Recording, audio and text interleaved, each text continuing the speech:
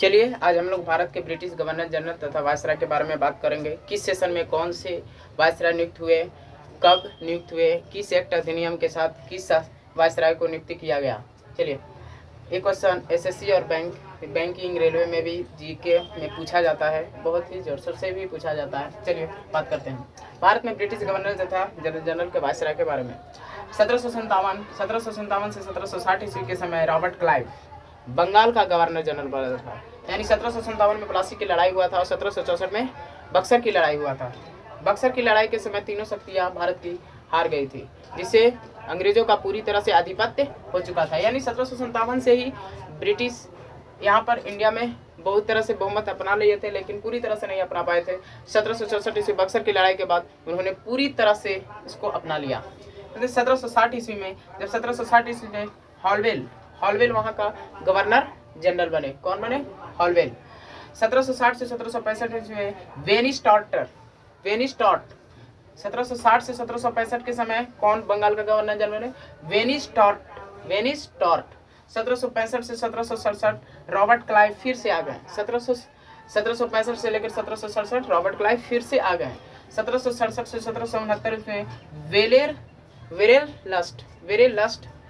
वेरेलस्ट जो थे वो 1767 से 1769 ईस्वी में फिर से बंगाल के गवर्नर जनरल बने थे।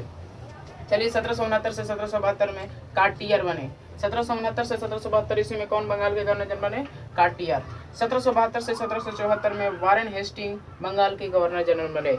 ये बंगाल के गवर्नर जनरल 1772 से 1774 ईस्वी में जब अंग्रेजों को लगा कि कुछ नियम में क्या किया जाए, बदलाव किया जाए, तो उन्होंने एक नियम लगाया जो 1773 ईस्वी में रेगुलेटिंग एक्ट पारित हुआ। उसमें कुछ नियम कानून लगाया गया।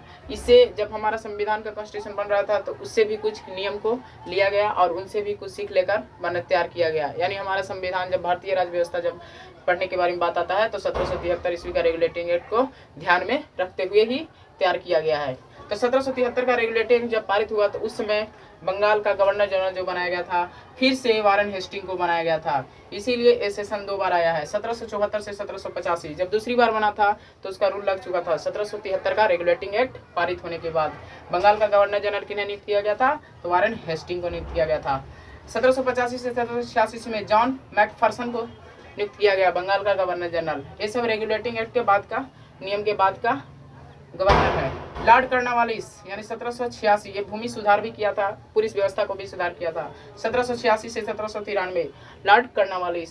सर जॉन शोर 1793 से 1798 ईस्वी के सेशन में बंगाल का गवर्नर जनरल रहे थे। 1798 में सरे क्लार्क बंगाल के गवर्नर जनरल कब बने थे? 1798 ईस्वी में। 1798 से 1805 में रिचर्ड वेलेजली बंगाल के गवर्नर जनरल नियुक्त हुए। 1798 से 1805। 1805 में लॉर्ड कर्नवालिस फिर से आ गए। 1805 ईस्वी में लॉर्ड कर्नवालिस फिर से बंगाल का गवर्नर जनरल नियुक्त हुए। 1805 से 1807 ईस्वी में सर जॉन बार्लो ये बंगाल के गवर्नर जनरल बने। 1807 से 1813 ईस्वी में अर्ल ऑफ मिंटो बंगाल का गवर्नर जनरल नियुक्त हुए। 1813 से 1823 में लॉर्ड हेस्टिंग 1813 से 1823 ईस्वी में लॉर्ड हेस्टिंग। 1823 ईस्वी में जॉन एडम्स 1823 में एडम्स कुछ समय के लिए बंगाल के गवर्नर जनरल बने थे। 1823 से 1828 में लॉर्ड हेमस्टर्स्ट को बंगाल को गवर्नर जनरल नियुक्त किया गया। 1828 ईस्वी में लॉर्ड विलियम बटरबर्थ बेली को नियुक्त किया गया। 1828 ईस्वी में कुछ समय के लिए विलियम बटरबर्थ बेली को नियुक्त किया गया। 1828 से 1833 में लॉर्ड विलियम बेंटी को गवर्नर जनरल नियुक्त किया गया। इस समय 1833 का चार्टर एक्ट अधिनियम आया, यानी अपने नियम में बदलाव फिर से लाना चाहा, तो उस समय 1833 का चार्टर एक्ट अधिनियम लाया। रेगुलेटिंग एक्ट का अंतिम गवर्नर जनरल अगर आपसे बात करें जिस नियम में, तो ये आप लॉर्ड विलियम बेंटिक जो 1828 से 1833 ईस्वी में बने थे। 1833 से 1835 फिर 2 साल बने, यानी 1833 का चार्टर एक्ट अधिनियम पारित होने के बाद कौन बने थे? Lord William Bentinck. 1835 से 1836 ईस्वी में मैटकॉफ जो बने थे 1835 से 1836, चार्ल्स मैटकॉफ। 1836 से 1842 ईस्वी में अर्ल ऑफ ऑकलैंड 1836 से 1842 ईस्वी के सेशन में बंगाल का गवर्नर जनरल कौन थे? Earl of Auckland. 1842 से 1844 ईस्वी में अर्ल ऑफ